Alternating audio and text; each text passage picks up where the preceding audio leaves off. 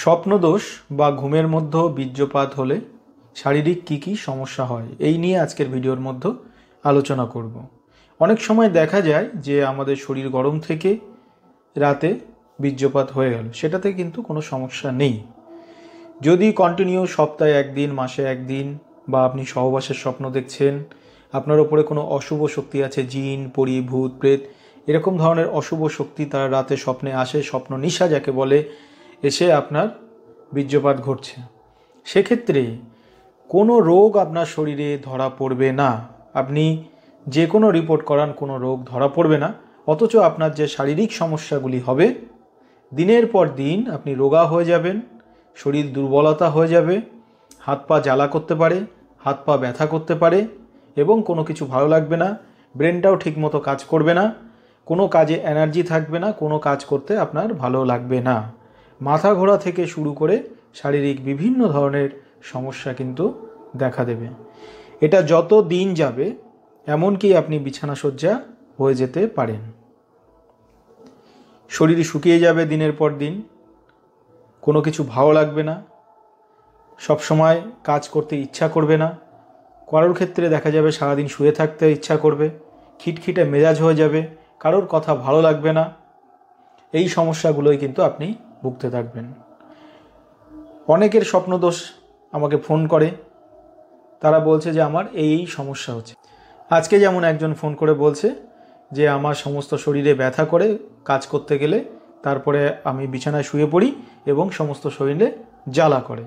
তারও কিন্তু স্বপ্নদোষের সমস্যা আছে, তার ঘুমের মধ্যে বীর্যপাত হয়, তার ফলে কিন্তু তার এই সমস্যাগুলি হচ্ছে।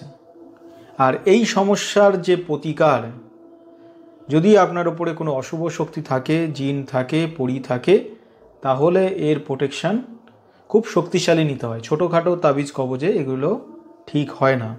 তো সেক্ষেত্রে আমরা কি করি, আমি যে তাবিজগুলো দিই কিন্তু খুব পাওয়ারফুল তাবিজ দিই।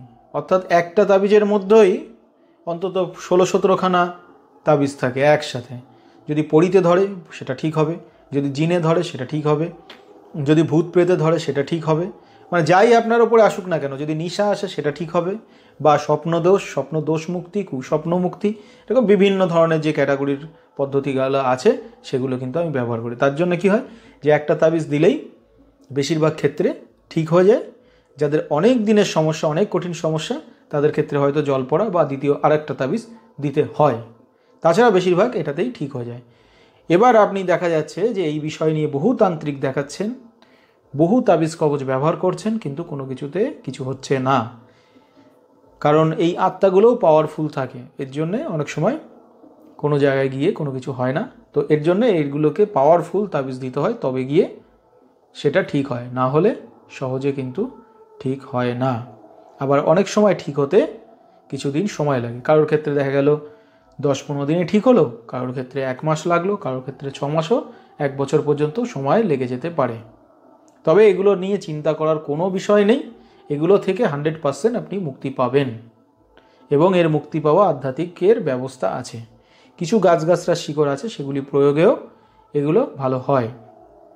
আমাদের চ্যানেলের মধ্যে স্বপ্নদোষের কিছু চিকিৎসা দেওয়া আছে, যেগুলি আপনারা ব্যবহার করতে পারেন। আমাদের জীবন রহস্য যে ইউটিউব চ্যানেল আছে তার মধ্যে কিন্তু দেওয়া আছে।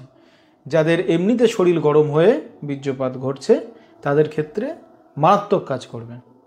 মাত্র কয়েক ফোঁটা আপনার জলের সাথে, দুধের সাথে মিশিয়ে খেতে হবে। যারা ভিডিওটি দেখেননি, আমাদের জীবন রহস্য চ্যানেলের মধ্যে ভিডিও লিস্টের মধ্যে আপনারা স্বপ্নদোষের সেই গাছরা চিকিৎসা পাবেন।